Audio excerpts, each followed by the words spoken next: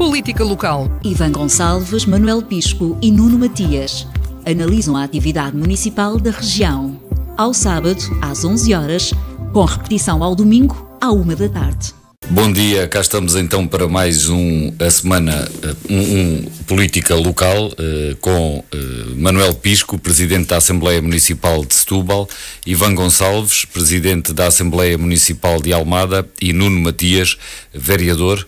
Nuno Matias é do PSD, Ivan Gonçalves do Partido Socialista e Manuel Pisco da CDU. Cumprimento os três, bem-vindos mais uma vez.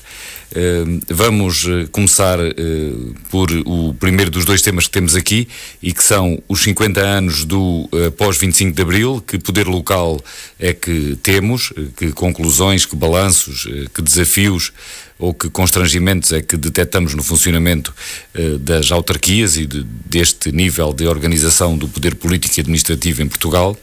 E um segundo tema: se o Chega é ou não uma ameaça para o poder local e se poderá haver réplica do fenómeno eleitoral das legislativas para as próximas autárquicas. Começamos, como estava a dizer, pelo primeiro destes dois temas, os 50 anos após o 25 de Abril. Este ano completam-se 47 anos da eleição dos primeiros órgãos autárquicos em democracia, depois da Revolução, e eu começava desta vez por Ivan Gonçalves. Que balanço é que faz para si, que balanço é que faz, na sua opinião, o que é que temos de poder local nestes 47 anos em que os órgãos são eleitos democraticamente? O que é que destaca como as maiores conquistas, ou que limitações é que identifica, em que áreas é que ainda temos que aprofundar o funcionamento deste nosso sistema? Bom, antes de mais, muito bom dia, Francisco, e muito bom dia também aqui aos meus colegas e a quem nos ouve também lá em casa ou nos carros.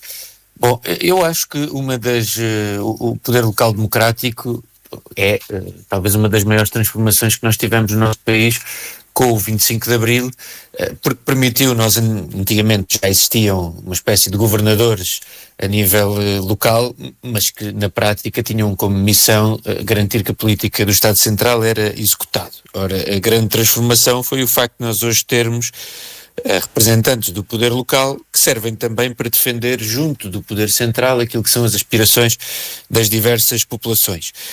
Isso foi, como dizia, foi fundamental ao longo destes 50 anos para que numa série de setores, nomeadamente e especialmente numa primeira fase nas infraestruturas do nosso país, nós pudéssemos dotar as diversas regiões do país, as diversas localidades, de condições para que as pessoas possam nelas também viver, nelas ser felizes, que são absolutamente incomparáveis com aquilo que tínhamos antes do 25 de Abril. E, portanto, eu acho que o poder local democrático, sendo uma conquista de Abril também, é obviamente uma conquista de saudar e que está associada a um percurso de desenvolvimento que o nosso país tem vindo a sofrer, no bom sentido, ou seja, do qual tem vindo a acontecer no nosso país. Não é só no poder local, quer dizer, eu acho que os progressos que existiram ao longo destes 50 anos do nosso país são inegáveis, haverá com certeza muito para fazer. Portugal não deixa de ter grande parte dos mesmos problemas que já tinha há 50 anos atrás, ou pelo menos não deixa de ter as condições que tinha há 50 anos atrás, há 100, há 150, há 200, é óbvio que há problemas estruturais no nosso país, mas nós temos sido capazes ao longo destes 50 anos de ultrapassar grande parte deles. Tínhamos um déficit de qualificações elevadíssimo, temos vindo a combatê-lo, tínhamos uma economia também atrasada, temos vindo a fazer esse desenvolvimento e, portanto, eu acho que o balanço que podemos fazer do 25 de Abril é muito bom. Aliás, saiu esta semana uma sondagem, eu não acho que nós devamos dar particular atenção a essas sondagens, que não seja só do ponto de vista de irmos percebendo quais é que são as tendências, mas a verdade é que a esmagadora maioria dos portugueses reconhece os progressos que foram feitos desde o 25 de Abril e mais, na maioria dos setores, na esmagadora maioria dos setores, quando comparado com uma sondagem parecida que foi feita há 10 anos atrás, a maioria dos portugueses até reconhece mais hoje aquilo que se fez ao longo destes 50 anos do que reconhecia há 10 anos atrás.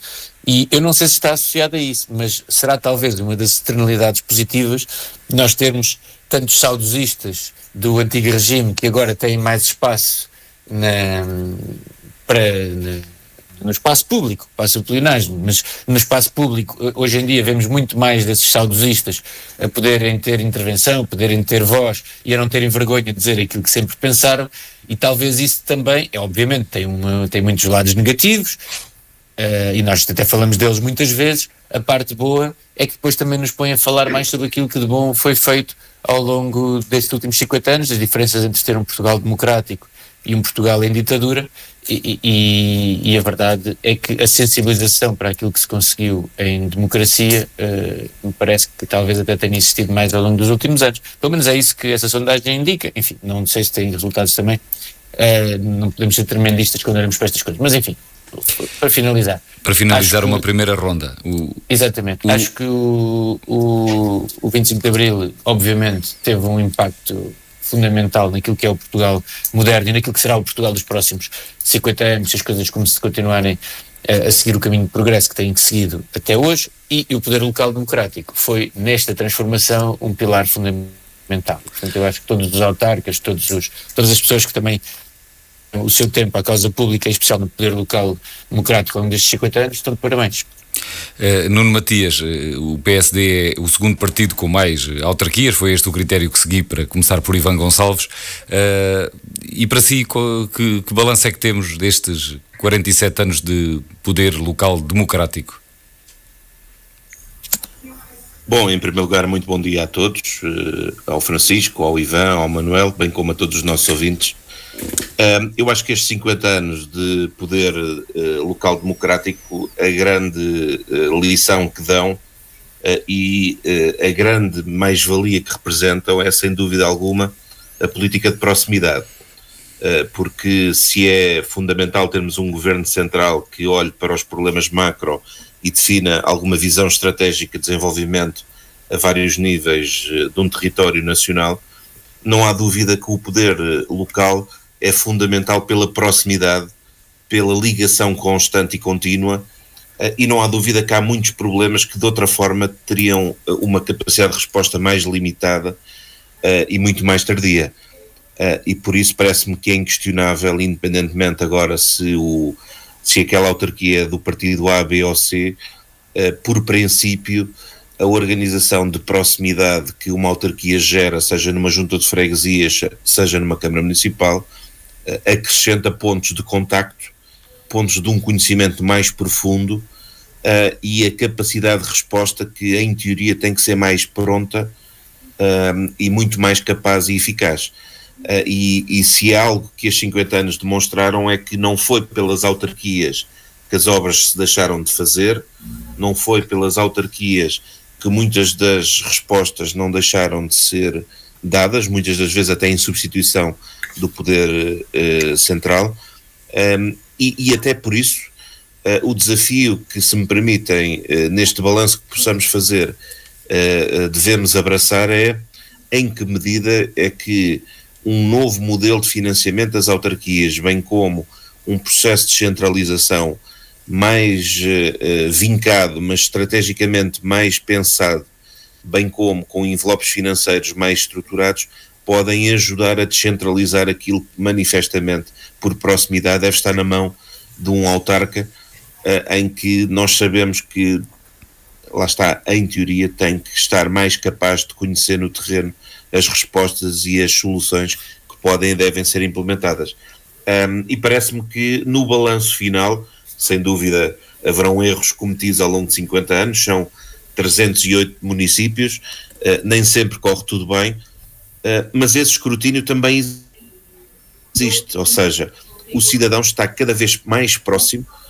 Hoje em dia os mecanismos de participação estão bastante vincados e bastante disseminados na sociedade, e o cidadão sabe bem o seu direito de participação e sabe como fazer valer-se desse mesmo direito, o que torna todo o processo de escrutínio muito mais dinâmico, mas também o processo de acompanhamento da gestão autárquica muito mais participado e se calhar também não é por acaso que cada vez mais temos as ferramentas como os orçamentos participativos disseminados um pouco por todo o território nacional. Nuno Matias, o escrutínio é um dos tópicos que pretendia aprofundar aqui, já lá vamos numa segunda ronda, e vamos deixar falar também o Manuel Pisco. Eu não queria contaminar ou enviesar o vosso raciocínio e pretendia uma primeira análise mais global, mas de qualquer das maneiras, no seguimento daquilo que disse aqui, da proximidade, eu faço notar também que cada vez mais na organização política e administrativa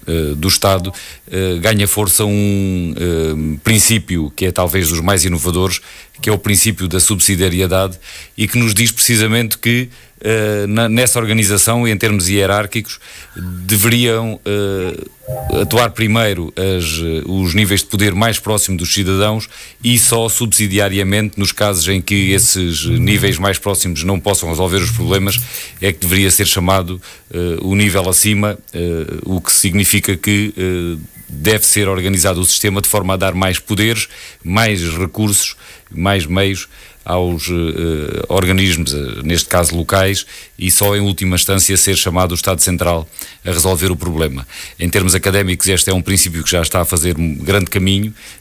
A descentralização vem no sentido de o concretizar, mas ainda há, em termos de paradigma, muita coisa a mudar para que realmente isto funcione e a proximidade seja efetivada nas políticas públicas. Manuel Pisco, sem querer... Muito bem, considerem-se todos cumprimentados. O Francisco agora introduziu aqui um tópico que precisa logo ser esclarecido. É preciso clarificar conceitos. A subsidiariedade, depois poderei desenvolver se houver tempo. A subsidiariedade implica, exige a repartição de poderes.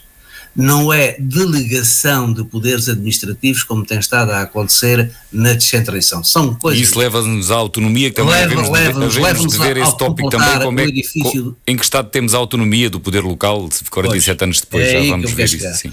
Isso leva-nos a completar o edifício democrático do Estado, como que nos tais 3Ds do 25 de Abril, de descolonizar, democratizar e desenvolver, as autarquias ficaram sendo o setor que melhor melhor expressou a construção da democracia e em que mais resistência há à manutenção e à continuidade da democracia. É o setor autárquico. Apesar dos anátemas que sobre ele fazem, apesar das campanhas, há milhares de eleitos nas autarquias, 2000 e tal nas câmaras. Se formos olhar até por aqueles que combatem o poder local e combatem tudo, alguns apontam muitos casos de corrupção nas autarquias. Autarquias é que são... Não. Vejam em relação ao poder central, vejam em relação aos poderes corporativos, a quantidade de situações de corrupção que existem comparadas com as autarquias. É incomparável. Nas autarquias, de facto, esse sentido prático da construção da democracia tem-se mantido. Há setores que... mas falta um, isso para ligar ao tema que lançou da subsidiariedade. Não é a subsidiariedade que está aqui a fazer falta, é completar o edifício democrático. Este edifício democrático só não está mais completo depois de meio século, porque foi sabotada a Constituição da República Portuguesa. Sabotada. Com o quê? Com os obstáculos que na prática tiveram sempre sucesso, obstáculos à regionalização. A regionalização, pode haver boas intenções e bons receios de que, atrás daquela imagem, se descentraliza o poder, há mais corrupção. Basicamente é o que está por debaixo ou por trás desta ideia. Mas não é assim na realidade, e não fazer a regionalização é pura e simplesmente o poder central de um país que considera pequeno para as suas ambições, para quem acede para a elite do poder, não querer repartir competências. Não querer repetir competências de decisão, de opção, não querer repetir os meios alocados regionalmente e os poderes de decisão para utilizar esses meios. Não temos dizemos sempre isto, não temos dúvidas que os meios aplicados e geridos mais próximo dos problemas e das pessoas são muito melhor aplicados. E aí encaixa o princípio da subsidiariedade. Bom, mas não repartem poderes. Só delegam, é o que está a acontecer com o processo desta descentralização. Pronto, as coisas estão sendo assim mal conduzidas neste processo de delegação e subdelegação de competências administrativas, sem os respectivos meios, vai causar que o Estado não cumpriu a sua missão nas funções sociais, que é isso que está a descentralizar, não cumpriu, não alocou os meios necessários para o fazer, percebe que a nível global é difícil fazê-lo e vai descentralização, sempre com um déficit de meios transferidos. E isso resulta o quê? Que nem o Estado Central, nem o poder local fazem bem o seu papel. E isto tem que ser visto no edifício todo, não é já só para a janela que está suja num certo andar, num certo patamar do edifício democrático, é limpar o prédio todo. Aí a gente tem que analisar a estrutura toda. E é pena que não se tenha completado a estrutura democrática do Estado como nasceu na Constituição de 76. É muita pena. O nosso país seria muitíssimo, cumpriria o terceiro D, seria muito mais desenvolvido se esta estrutura democrática do Estado tivesse ficado completada. Não estou a inculpar ninguém, até admito que as intenções tenham sido as melhores a tentar prevenir que houvesse, enfim, desvios, mas os desvios podem sempre acontecer em qualquer altura. Comparando com outros setores em que o 25 de Abril nos trouxe vida nova a este povo, a esta nação, comparando sobretudo e por ordem descendente do sucesso. Primeiro o poder local, depois a educação, depois a saúde, depois a justiça. A justiça, em último lugar, nestes setores fundamentais da expressão da democracia e de um nível de vida aceitável e igualitário, justo para todos. Na justiça falta muito a fazer, a justiça não está democraticamente estruturada. A gente basta olhar aquilo que tem acontecido. Há interconexão de interesses subterrâneos que estão na sombra que ninguém domina nem ninguém quer falar. Nem do lado da justiça, nem do lado da política. E isso se olharmos apenas para aqueles casos mais mediáticos que são os do âmbito do direito penal. Mas não tiveram a capacidade também no setor da justiça de construir e aperfeiçoar a estrutura da democracia do nosso país. E esses problemas que o Manuel Pisco apontava são sobretudo do domínio do direito penal, da área penal, que é aquela que é mais mediática e que conflitua mais com a política. O direito económico, o direito fiscal e o direito penal. Ia falar precisamente do direito administrativo e fiscal na área. Reparem, agora estamos a falar de impostos, só este exemplo, para se perceber. Vejam, agora que está o PSD a querer fazer mais uma reduçãozinha no IRS. Um trabalhador por conta de outro ganha 3.500 euros, ainda é abrangido, 3.500 euros. E eu pergunto, para pagar aquilo que o trabalhador paga em percentagem do seu rendimento individual, quanto é que uma empresa na IRC vai pagar? É nada. Comparando com o que o trabalhador paga, é nada. E a grande forma deste governo vai ser ainda retirar mais impostos às empresas e às grandes fatias, às grandes aglomerações de capital de lucro. É aí que vai baixar, facilitar. O Manuel Pisco, esse dinheiro não vai ser distribuído. O Manuel Pisco agora introduziu uma questão que também me dá imensa vontade de falar e até atropela a outra que já tinha preparada, que estava... Sim, mas isto também é democracia. Que estava a falar, sim. Mas já agora, e vou tentar não me esquecer da primeira questão, mas deixe-me dizer relativamente à redução do IRC, não creio que tenha que se contrapor uma coisa à outra, que tenha que ser o IRC vezes o IRS e haver esse comparativo, e creio sobretudo que há uma falta de noção da classe política do impacto que as medidas públicas de rendimento têm tido na vida das pequenas e médias empresas. As pequenas e médias empresas estão muito asfixiadas de despesa, cresceu exponencialmente por conta dos aumentos de salários que têm vindo a ser impostos pelo Estado e que a um ritmo acelerado, isso toda a gente reconhece e prevê-se que... Não salários ao setor privado? Não, o Estado define o salário mínimo. Sim. O Estado define o salário mínimo. Não é por isso que as empresas se queixam. Não, Manuel Pisco, não diga que não é por isso. Esse é precisamente o discurso da classe política que me leva a pensar que os partidos têm uma grande insensibilidade e não estão a ver o que está a passar no terreno. As empresas, as pequenas e médias empresas, têm o salário mínimo como uma referência estruturante na sua despesa. Há muitos trabalhadores que recebem o salário mínimo e não é só isso. Uma empresa que tem poucos trabalhadores, como estão as pequenas e médias, não pode aumentar os trabalhadores que têm do salário mínimo e não aumentar os colegas que ganham alguma coisa diferente. Desculpa, mas já está a ter uma visão. Não estou, Manuel Pisco. Não estou. Provavelmente está-se a referir àquelas que nem sequer chegam a pagar IRC. Não, também não é verdade. Esse é outro mito. Esse é outro mito. Eu conheço muito bem o tecido económico em termos de pequenas e médias empresas, porque, aliás, de pequenas e médias empresas sou até sócio e gerente de várias. E sei muito bem duas coisas. Primeiro, que as pequenas e médias empresas pagam IRC. Ao contrário do mito que não pagam. A não ser que não deem lucro. Porque essa coisa de não pagam até certo montante não é verdade. Desde que tenham qualquer coisa de lucro, já pagam. E às vezes, mesmo que não tenham lucro nenhum, pagam à mesma por conta das tributações autónomas. Portanto, é um mito que as empresas pequenas e médias não pagam IRC. Mas esse é um bom tema. Mas acho também primeiro aspecto. Mas eu não queria deixar passar em branco aquilo que o Manuel Pisco disse, que é baixar o IRC é apenas favorecer o grande capital.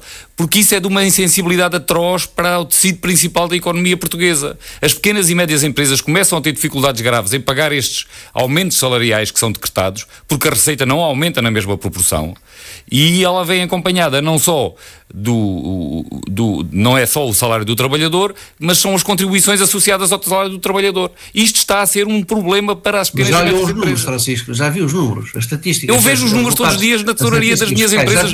Manuel, eu vejo o número todos os dias da tesouraria das minhas empresas e das nossas clientes e das organizações das pequenas e médias empresas com quem falamos. E estou a alertar os políticos, neste caso, aqui a talho de foice, porque o Manuel Pisco fala nisso. Preparem-se, porque vamos ouvir falar destes temas. Vamos ouvir falar do impacto disto nas pequenas e médias empresas, sobretudo se o aumento do salário mínimo e o aumento dos salários, a boleia do salário mínimo, continuar a ser a este ritmo e com esta insensibilidade para o impacto que tem nas PMEs, que são o grosso do nosso tecido económico. E até agora ninguém fala nisto, é como se nada se estivesse a passar, mas as falências estão a aumentar e vamos ver o que é que vai acontecer daqui para a frente com o intensificar dessa situação.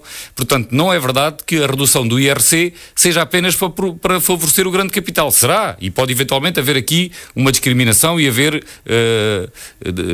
escalões diferentes. Mas não se diga que as pequenas e médias empresas não precisam de redução do IRC ou não precisavam de um alívio na taxa social única ou que não devem de alguma forma ser vistas, porque vamos ter um problema grave, já estamos a ter, com as pequenas e médias empresas. Eu peço desculpa por ter introduzido aqui esta parte e até já ia dizer uma outra coisa anterior a isso, que, relativamente ao que o Manuel Pisco estava a dizer, mas como já interrompi demasiado, vou apenas colocar uma questão ao Manuel Pisco para continuarmos no debate que estávamos a ter sobre o poder local democrático no pós-25 de Abril, e ia-lhe perguntar, Manuel Pisco, relativamente à autonomia, que é um dos aspectos essenciais do poder local democrático, da sua própria existência, é o espaço que é proporcionado a este nível de organização do poder administrativo e político. O que é que podemos dizer? A autonomia está consolidada? Os municípios têm o espaço e é respeitada a sua existência, o seu papel na prática? A autonomia está, aquela que está acordada, aquela que está negociada socialmente e politicamente no regime das autarquias locais, no regime de competências, ela é cumprida dentro dos parâmetros da autonomia que lhes é dada, das atribuições que lhes são definidas e dos meios financeiros que lhes chegam. Agora, portanto, ninguém está a reivindicar mais autonomia. E também ninguém nunca manifestou, muito importante, e eu acabo já porque já tomamos muito tempo, nós os dois. Eu principalmente, peço desculpa. Mas também nenhuma autarca se queixa do maior nível de fiscalização que as autarquias têm. A gestão das autarquias é feita sob suspeita permanente, ok?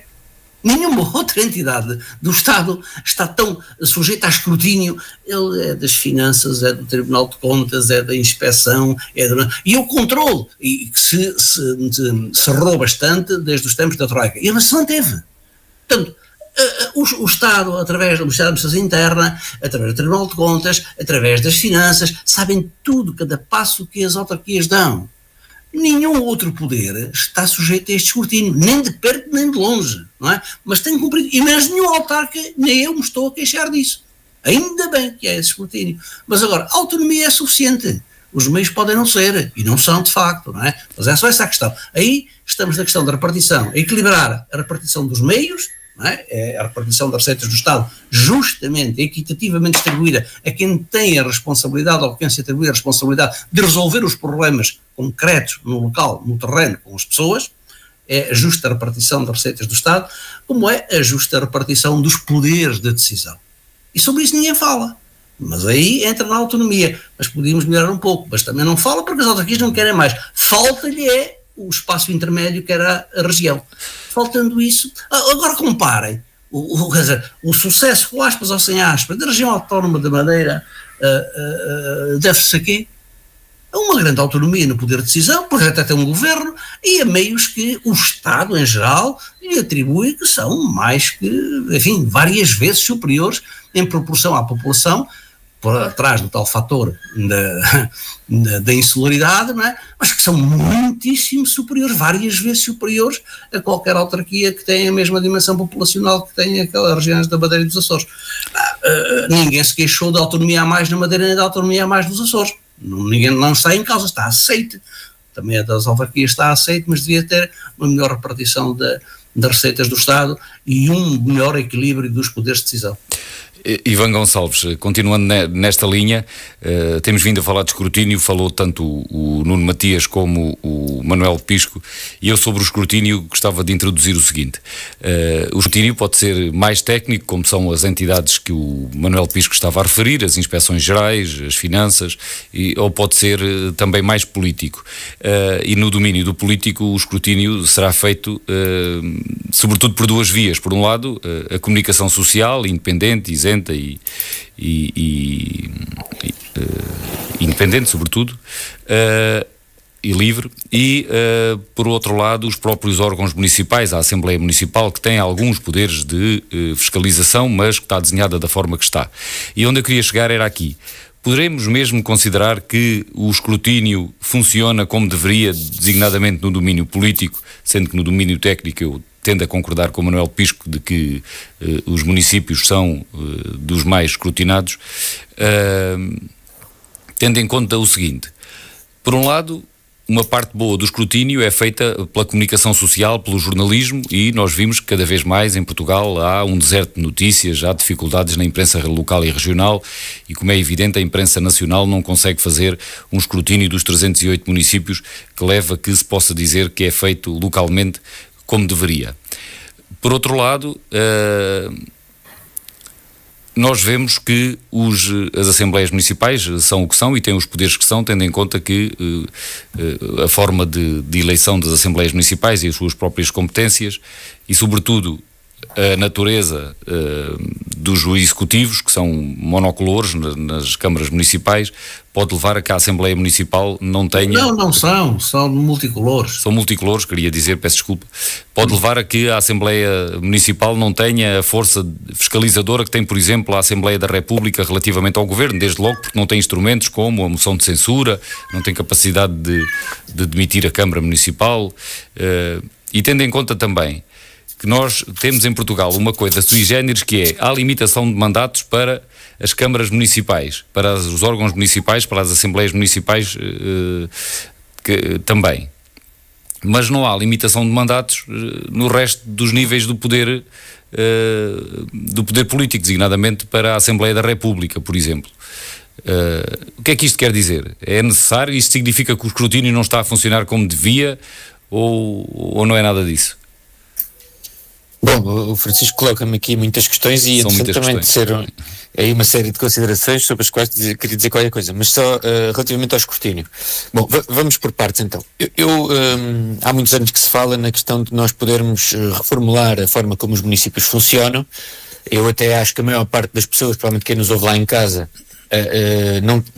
se calhar a maioria das pessoas não sabe exatamente como é que os executivos e as assembleias municipais funcionam, porque a verdade é que nós tendemos sempre a associar o funcionamento das câmaras municipais ao do governo central, e é diferente, porque nós, como dizia o Francisco e muito bem, temos executivos multicolor, ou seja, há vários partidos que fazem parte do executivo.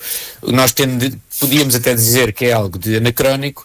A verdade é que, até mesmo pelo escrutínio que o Francisco falava. Eu não tenho a certeza se retirarmos esta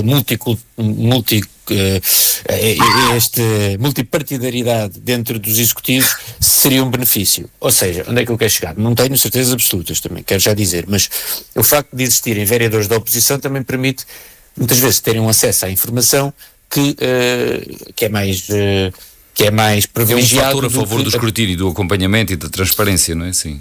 Por uma questão prática, quer dizer, se nós não temos assembleias municipais profissionalizadas, os deputados municipais não o fazem a tempo inteiro. Se tivéssemos, como temos na Assembleia da República, porque às vezes também estamos a falar nisto, que é a disponibilidade que cada pessoa tem. Mas acha que isso é a razão que justifique a Assembleia Municipal não ter poderes mais agudos de fiscalização e de controlo do órgão executivo? Não estou a dizer que não pudesse ter, acho que poderia ter, mas é preciso também percebermos que uma reforma do sistema como temos, provavelmente o que ia fazer é com que nós tivéssemos que ter uma maior profissionalização aqui, entre aspas, dos deputados municipais, como existe em alguns sistemas da Europa, com aquilo que se chama os City Councillors, que não são bem vereadores, mas estão ali abaixo. Provavelmente iria exigir uma maior profissionalização, provavelmente isso também teria custos. Bom, eu não tenho a certeza de como é que nós podíamos, se replicar o modelo nacional, seria um ganho, até porque basta ver, o nível de instabilidade a nível nacional é muito superior. Porquê? Instabilidade, o que eu quero dizer com isto? O número de vezes em que as legislaturas não se cumprem até ao fim, os mandatos não se cumprem até ao fim a nível nacional, é muito superior do que a nível local, porque exige que não haja uma maioria contra na Assembleia da República, ou pelo menos uma maioria de suporte. Ora, nas câmaras do país, na maior parte, diria eu, não há maiorias absolutas, não sei se é na maior parte não, mas enfim, mas numa grande parte delas, isso podia fazer em que nós andássemos consistentemente em eleições autárquicas, ou porque estavam a acontecer num município, estavam a acontecer noutro, enfim. O sistema é diferente e tem algumas vantagens. O que eu quero chegar é precisamente aqui, que é, eu não tenho certeza se replicarmos o modelo nacional para o modelo local, se isso traria uma vantagem imediata. Acho que o Francisco tem razão numa coisa, reforçar os poderes da Assembleia Municipal, acho que traria vantagens no escrutínio. Existe também outro fator aqui associado, que é a questão da comunicação social. Nós já temos falado aqui nisto, não nos últimos tempos, mas já falámos mais lá para trás. A nível nacional existe uma comunicação social que faz um escrutínio dos poderes públicos, que a nível local, em muitas das localidades, não existe, porque a comunicação social local, nós também sabemos que não é forte em todos os sítios. Em alguns casos simplesmente não existe, noutros casos é muito débil e não tem recursos e condições para fazer os recursos até estão muito dependentes do poder autárquico, o que também cria alguma relação de dependência. Portanto, mas repare, isto também não nos deve levar a outro extremo, que é o que se está agora a passar a nível nacional, agora nos últimos anos. Acho que agora o governo do PSD está a sofrer disso, o governo do PS também já sofreu, que é, a dada altura, há um hiperescrutínio, não daquilo que importa, mas um hiperescrutínio das coisas, das pequenas, não lhe quer chamar dos casos e cadinhos, porque alguns caça às falhas, se são pequenas ou grandes, depois já depende, não é? Sim, mas... Pois, o problema é que também cria um clima antipolítico e anti-exercício da atividade política, que muitas vezes é injustificado e que não beneficia ninguém. Aliás, beneficia quem quer destruir o sistema, porque não traz nenhuma melhoria na forma como a governação é feita. O governo da maioria absoluta do Partido Socialista, houve aqueles vários episódios que foram batizados de casos e casinhos, alguns deles, eu admito que tivessem credibilidade suficiente ou sumo suficiente para serem casos, outros por isso simplesmente não tinham relevância nenhuma. Quer dizer, nós chegámos a ter, nessa deriva que tivemos ao longo dos últimos 2-3 anos e que até tem atingido depois em parte o Poder Judicial, nós chegámos a ter uma Presidente de Câmara que estava a ser investigada por ter nomeado o seu chefe de gabinete. Quer dizer, porque se cai completamente no ridículo. E, portanto, também é preciso perceber, ou melhor, acho que nas autarquias, muitas vezes depois o que temos é o escrutínio mais deficiente e, obviamente, quanto maior escrutínio existir, melhor, mas desde que seja escrutínio nas coisas que verdadeiramente importam para a vida das pessoas. Mas eu só quero dizer uma coisa relativamente ao que estava a dizer. Eu acho que nós não podemos passar à questão dos impostos, que dava um outro programa, mas é só 30 segundos.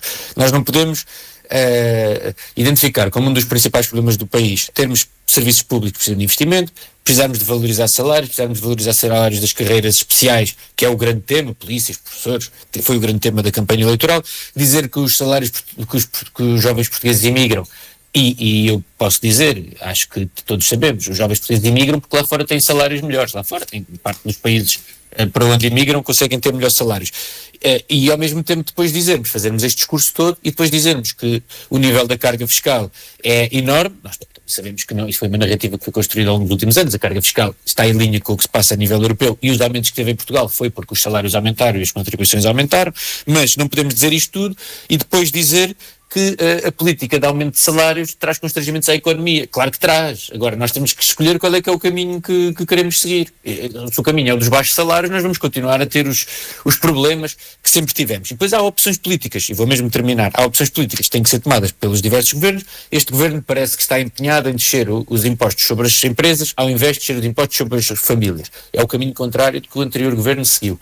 Mas ninguém discute aquilo que se calhar era o mais importante no meio disto, que era nós falarmos em descer o IVA, que é o imposto mais cego no meio de todos os impostos que existem, que taxam o consumo e o trabalho, etc., porque atinge regressivamente aqueles que têm menores rendimentos. Portanto, eu acho que aí nós temos que tentar ter alguma coerência e seguir um caminho. Obviamente que para uma empresa ter que pagar um salário mínimo que aumentou 30% ou 40% nos últimos anos é um fardo, quer dizer, mas para uma família que tem um salário mínimo de 500 e poucos euros, como tinha quando o Partido Socialista chegou ao governo, também é um fardo, eu diria, maior até. E, portanto, a política de aumento de salário mínimo, num país que tinha salário mínimo de 500 e tal euros há menos de 10 anos, era uma urgência. Agora, podemos discutir, é a forma como depois vamos redistribuir este esforço. Mas pronto, tentei ser sucinto. Mas, foi minimamente sucinto e há aqui um desvio, mas eu é que fui o principal culpado relativamente ao tema, ter introduzido aqui este parênteses. Sim, mas as conversas são mesmo assim. São como as cerejas. Nuno Matias, continuando nos 50 anos do 25 de Abril e nos 47 anos de poder local democrático, sem perder de vista aqui esta questão do escrutínio, se temos um nível de escrutínio aceitável, no fundo é a mesma coisa que dizer se temos uma democraticidade ideal nas autarquias. Queria-lhe perguntar, já passaram 10 anos da última reforma do poder local, de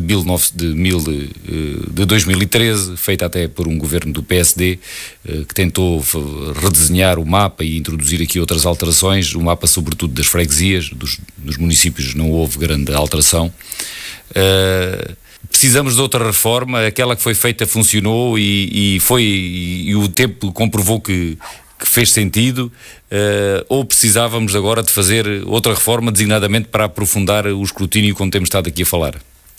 Francisco, se me permite, até porque como fez aí a revienga para outro tema, eu também não posso deixar de comentar, e dava certamente asa a um programa só sobre esta matéria, mas eu concordo muito com aquilo que o Francisco diz, sobretudo na ótica de que, mais do que estarmos agora aqui concentrados em termos uma política fiscal eficiente, eu acho que devíamos estar concentrados em criar mecanismos que fizessem criar riqueza no país para depois podermos redistribuir, seja por quem investe, porque quem investe tem direito a ter a sua remuneração, seja a partir do momento que quem investe tem a sua remuneração também dê maior capacidade remuneratória a quem trabalha para si, porque acho que qualquer empresário sabe que ao fazê-lo e ao dar melhores condições aos seus trabalhadores, isso vai ter reflexos na produtividade e até na responsabilidade social, que é ter um conjunto de pessoas à sua volta que acrescentam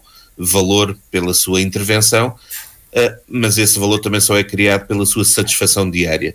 E portanto há aqui toda uma lógica que não é só a carga fiscal em si, mas é também esta visão de um território e de uma economia que se faz de pessoas e para as pessoas, mas para o qual temos de ter uma política fiscal que induza confiança no crescimento e na criação de valor e riqueza, porque de outra maneira andamos sempre aqui em loop a falar sobre carga fiscal e impostos, quando na realidade, se não criarmos riqueza, necessariamente não vamos criar tanta capacidade de investimento. Voltando à sua questão, eu não sei se é preciso uma reforma novamente das autarquias. Eu acho que é sobretudo incrementar aquilo que é os mecanismos, por um lado, de financiamento, porque não há dúvida que têm que ser repensados, e eu aí permitam-me discordar do Manuel quando ele diz que um dos passos essenciais é a regionalização. Eu acho que um dos passos vitais é reforçar e aprofundar a descentralização nos municípios. Eu acho que para o cidadão comum pouco importaria, e acho que até seria motivo quase de repúdio, criar aqui uma nova linha de decisores intermédia, criando todo um conjunto de responsabilidades também financeiras perante esses cargos que viessem a ser criados. Acho que já ninguém percebe isso. Acho que as pessoas precisam é de ter noção de que nos seus órgãos autárquicos, que são esses de proximidade, é imprescindível dar maiores condições para intervir, e necessariamente, eu quando falava de escrutínio há pouco tinha exatamente a ver com este princípio. O cidadão sabe que consegue falar mais rapidamente com o seu presidente de junta, com o seu vereador, com o seu presidente de câmara, sabe que pode ir à Assembleia Municipal ou à Assembleia de Freguesia e colocar questões mais facilmente do que numa Assembleia da República, objetivamente, e esse passo deve ser dado porque necessariamente há aqui um grau de proximidade para o qual os municípios devem ser robustecidos de, por um lado, autonomia, como é óbvio, mas em parte já a têm, mas também alguma descentralização de competências dentro daquilo que se entende que é um princípio de proximidade que deve estar salvaguardado num decisor que por essa proximidade garante uma resposta mais rápida, e portanto não me parece que seja preciso uma grande reforma. Também não acho que passado estes 10 anos haja grandes razões de críticas a não ser partidárias pelo facto de ser reorganizado um conjunto de freguesias, nomeadamente os seus órgãos de decisão. Eu se calhar na altura teria aprofundado até mais nos municípios, mas não foi essa a orientação, e penso que se calhar já no meio das necessidades eu percebo que não se tenha feito, mas eu penso que teríamos a ganhar fazê-lo. Mas eu acho que os níveis decisórios e de proximidade estão bem como estão. Mexer mais é criar confusão, vamos otimizar todos estes procedimentos, garantir que temos um modelo de financiamento objetivo, claro, que não induza as autarquias também um bocadinho de forma artificial, para que olhem para as suas necessidades de financiamento e balizem as suas políticas fiscais municipais numa ótica de tentar assegurar esse financiamento. Vamos colocar ao contrário o que é necessário ser feito e qual é o envelope financeiro para que essa descentralização através da municipalização e não da regionalização possa ser concretizado, porque as pessoas querem respostas e querem decisores para os quais tenham possibilidade de fazer uma ligação contínua e permanente, porque isso é que é o tal escrutínio. E eu quando digo o escrutínio é também não só no sentido de haver esta interação, mas também de haver a responsabilização, porque nós não temos dúvidas. Ninguém tem falado que é mais fácil chegar a um Presidente da Câmara do que chegar a um Primeiro-Ministro ou a um Presidente da República. Ninguém tem falado até agora, passou um pouco ao lado, nem o Ivan Gonçalves, porque eu só introduzi esta questão antes do Ivan Gonçalves falar e depois do Manuel Pisco, nem agora o Nuno Matias, de então porque é que é necessário haver limitação de mandatos nas câmaras municipais? Não, mas eu ia chegar aí, E eu concordo que até por uma razão de igualdade não faz sentido, como o Francisco estava há pouco a questionar, não faz muito sentido ter normas travão para uns e não ter para outros. Ou seja, se há limitação de mandatos nas autarquias, então que haja limitação de mandatos em todos os cargos de eleição, apesar de eu ter algumas dúvidas se é necessário haver limitação a partir do momento que existe um processo democrático em curso e as pessoas têm o seu direito de poder em dado momento substituir, e pode-se dar o caso de serem pessoas excepcionalmente competentes que por imposição de limitação de mandatos não possam continuar a fazer um trabalho que é reconhecido pelos eleitores que se sentem representados. Mas havendo limitação nas autarquias, a questão está mesmo aí, é saber se é efetivamente necessário. Deve haver em todos os níveis. Mas a questão está precisamente em saber se é mesmo necessário haver limitação, o que significa que reconhecemos que o sistema não funciona automaticamente, Ou se não é exatamente. necessário. Mas Manuel Pisco, antes de lhe dar a palavra, e dou já de seguida, só fazer aqui também um comentário àquilo que disse o Nuno Matias quanto à regionalização. Eu estou um pouco como Marcelo Rebelo de Sousa, que além de Presidente da República é comentador, e eu aqui, em vez de ser apenas moderador, também sou cada vez mais comentador. Hoje é o entrevistado. Sou quase o entrevistado. Peço desculpa, mas também gostava de dizer sobre a regionalização, porque o Nuno Matias argumentou com aquele argumento da introdução de mais despesa no funcionamento do Estado. E quem é que representa as regiões acima do municipal?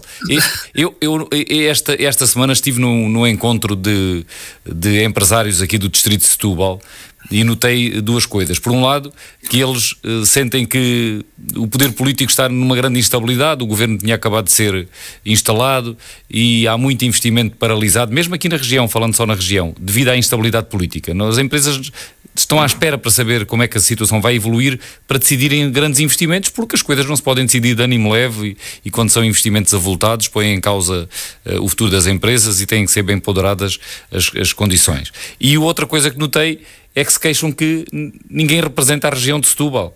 Ninguém defende a região de Setúbal. Os municípios defendem os municípios, mas depois não há uma voz, não há um poder intermédio e falta aqui alguma coisa. Mas desculpa, Manuel Pisco.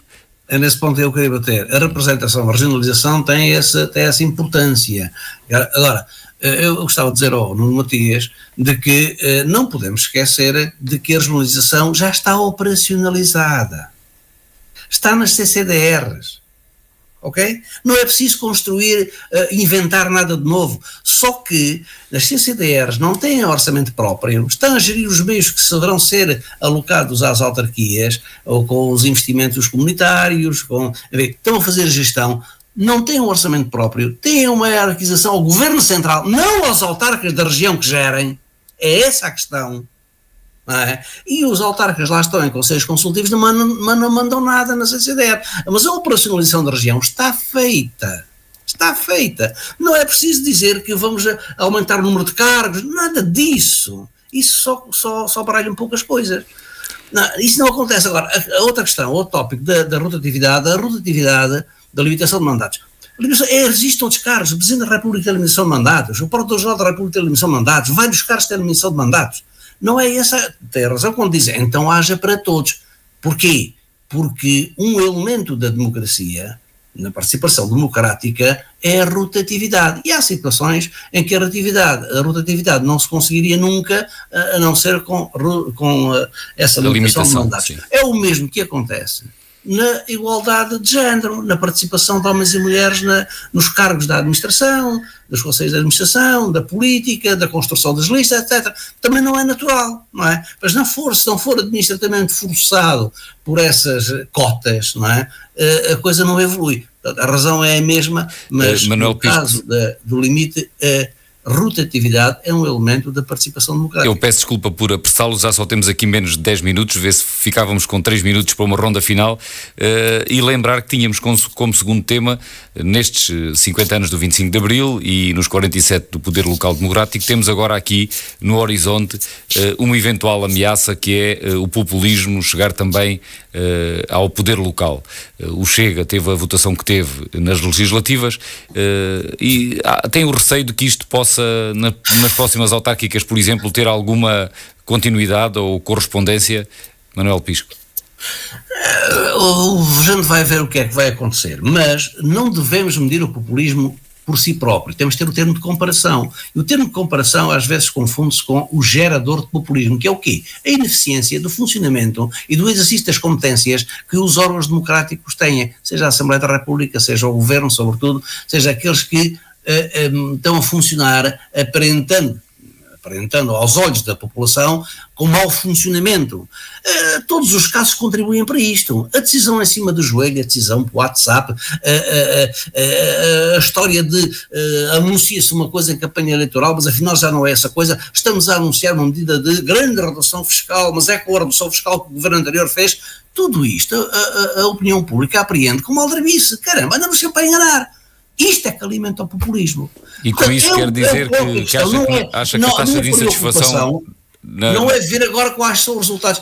a pedra de toque para os resultados do Chega vai ser as eleições europeias. Aí a gente vê se eles mantêm o bloco eleitoral para perceber ou a tendência, não, mas se sobem ou se descem, não é? Mas dentro do seu raciocínio que estava a desenvolver agora, relativamente a isto poder acontecer também nas autárquicas, concluí que tem a ideia de que a insatisfação das pessoas no que diz respeito ao poder local não será a mesma. São numas autarquias que noutras, conforme o grau de insatisfação da população. Não tenho dúvidas disso. Em função do grau de insatisfação das populações, um partido populista como Chega vai ter maior ou menor expressão democrática. Atenção, que vê quase do zero. Atenção, nas eleições autárquicas, o Chega vê praticamente do zero. Portanto, se tiver uma subida assim, já é muito. Não é? Já é muito. Vem quase do zero, mas teve uma penetração autárquica nas últimas autárquicas de 2021, já com sinais de poder ultrapassar muitos partidos que já cá andam há muitos anos, não é? Conseguiram eleger vereadores. Também não é estatisticamente normal que, tendo tido o crescimento que teve nas eleições nacionais, isso depois não corresponde a nada nas eleições locais, tem que corresponder a alguma coisa. Manuel Pisco, peço desculpa, temos mesmo que avançar para o Ivan Gonçalves, obviamente em 3 minutos. Ivan Gonçalves, sobre esta temática do populismo e das próximas eleições autárquicas, haver ou não haver alguma coisa parecida com o que houve nas legislativas, o que é que acha? Ivan Gonçalves está cá? Sim. Tinha o micro desligado, sim. Sim, desculpe. Eu ia dizer só sobre a limitação de mandatos o seguinte: eu acho em democracia, esse é um dos princípios fundamentais da democracia, não há insubstituíveis, não pode haver. Porque aí deixa de ser uma democracia plena. E, portanto, ainda que, obviamente, substituir um autarca que está há 40 anos em funções seja difícil por uma pessoa que tenha igual conhecimento das matérias, a verdade é que o poder corrompe toda a gente. Corrompe aqui no sentido mais filosófico, não estou a falar de corrupção naquele sentido criminal. Mas é bom para o sistema que nós não tenhamos as mesmas pessoas a exercer os mesmos cargos durante 40 anos. Podemos discutir esta questão em todos os níveis, toda a administração, todos os níveis. Agora, nas autarquias havia de facto um problema no nosso país. Por isso agiu-se, e eu acho que foi era aí que eu queria chegar, saber se era mesmo sinal de que a democracia não funciona da mesma maneira, mas agora já não temos tempo para aprofundar muito mais. Porque se criam, porque é mais fácil criar redes até de poder, que são legítimas obviamente, fazem parte dos processos de poder, mas essas redes criam-se mais facilmente a nível local do que, e quando estou aqui a usar o termo redes não é no sentido positivo, mas essas relações de poder criam-se mais facilmente a nível local do que a nível nacional. Nós a nível nacional não temos esse problema com o Primeiro-Ministro, porque nenhum Primeiro-Ministro esteve mais de 10 anos em funções e só um é que esteve todos esses anos. Mas já os deputados podem se eternizar.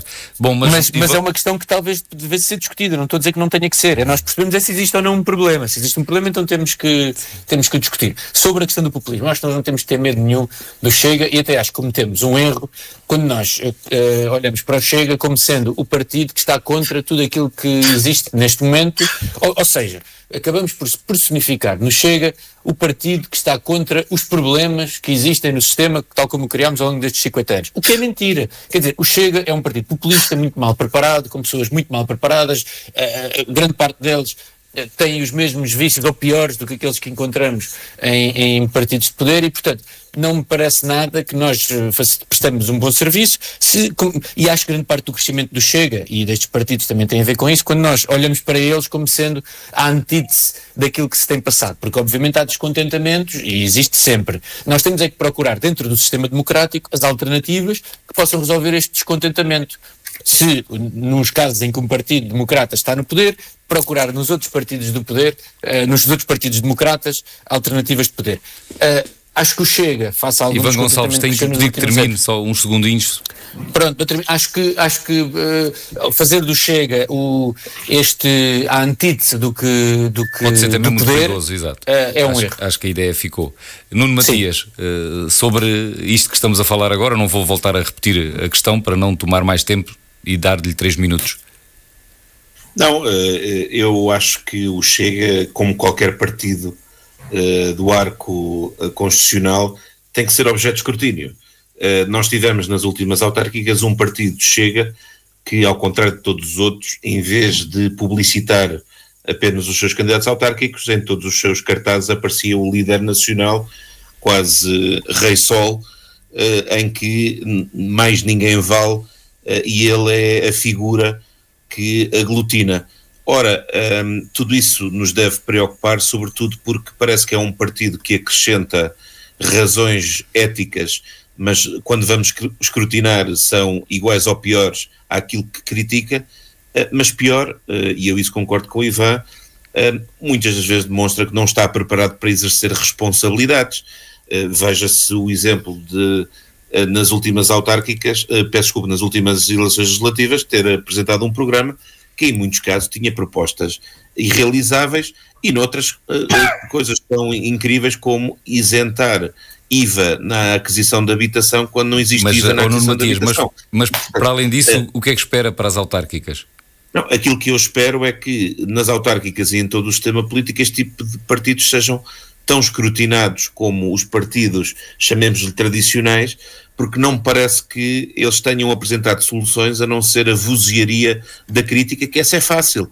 Criticar alguém que está a fazer um erro é fácil, mas apresentar uma solução estruturada é muito mais complicado. Isso é o dever ser. Eu acho que Chega, isso era o que deveria acontecer. Perde no exato momento em que alguém lhe pergunta, mas qual é a solução? Mas acha que... E ao não conseguir apresentar a solução, está aí a perder a sua credibilidade. Mas e receia... esse deve ser feito, como é feito a todos os partidos, e bem. Ou seja, todos os partidos devem ser escrutinados. E o Chega também tem que fazer esse percurso, porque o populismo e a vozearia não é a solução. Mas receia que possamos ter também este problema nas autárquicas ou está convencido que, que isso não vai acontecer? Em 2021, só para dar um exemplo, em Almada, o Chega teve uma votação expressiva quando nós não conhecemos durante 4 anos grande atividade autárquica, para não dizer nenhuma, do partido. Ou seja, houve um reflexo num meio consideravelmente urbano de um efeito eleitoral que pode naturalmente continuar a manifestar-se enquanto este escrutínio lá está, não for feito. E é importante que o cidadão perceba que a vozearia e o populismo a nível nacional podem dar soundbites, mas a nível local, como se calhar também a nível nacional, não acrescentam soluções. Sendo que tivemos também uma coisa que temos que fazer. E naturalmente perguntar ao Chega, seja ao seu líder máximo, seja aos seus líderes locais. Tenho que interrompê-lo porque temos que nos despedir, faltam só 8 segundos para o final do programa. Manuel Pisco, Ivan Gonçalves e Nuno Matias voltam de hoje a 8 dias, novamente aos sábados às 11 horas. Bom dia. Política local. Ivan Gonçalves, Manuel Pisco e Nuno Matias analisam a atividade municipal da região. Ao sábado, às 11 horas, com repetição ao domingo, à 1 da tarde.